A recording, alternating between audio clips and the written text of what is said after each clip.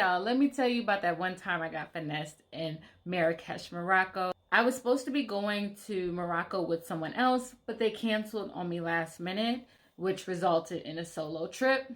I did my due diligence as much as possible to research all the common scams and what to watch out for, but not this one that I was part of. So I'm on my way to Medina, which is like the city center. There's food stalls, there's shops, all that jazz. But before I get there, I stop and get some water from somebody's shop. A boy comes up to me and is telling me how the Berber women are down from the mountains for the weekend and I have to see them. I'm like, nah, I'm good. Like this didn't come up when I was researching things to do, and it sounds a little fishy, so I just kept it moving. I start to get in the thick of the Medina, and somebody else says the same thing to me, like, the Berber women are down from the mountains, you have to see them. It only happens once in a while. It was almost like they were both saying the same thing, but in different ways.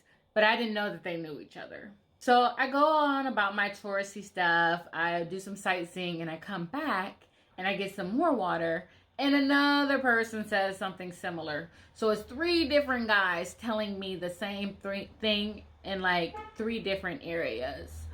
And then there's a 4th person. This older man says something similar about the Berber women are coming down from the mountains.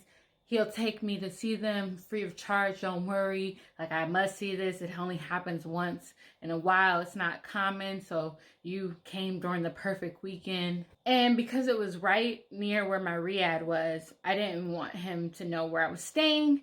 And I kind of just went with the flow. And then he handed me off to somebody else. He was like, no, don't worry. Like, it's free of charge. So we're walking. Then we get to this place. And a guy comes out and has some mint for me to smell, and some other people. I wasn't by myself. The other people eventually joined. And do you know the place that we ended up was a leather making place? Like, there was different pools where men with boots and overalls were in there making leather. So you know it was funky. It smelled like straight up dead animal. It was so awful.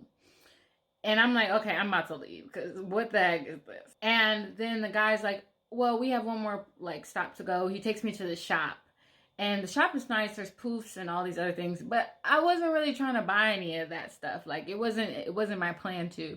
So I walk around and like look around and whatnot, and then I end up leaving because I was like, I'm good. I don't want anything here.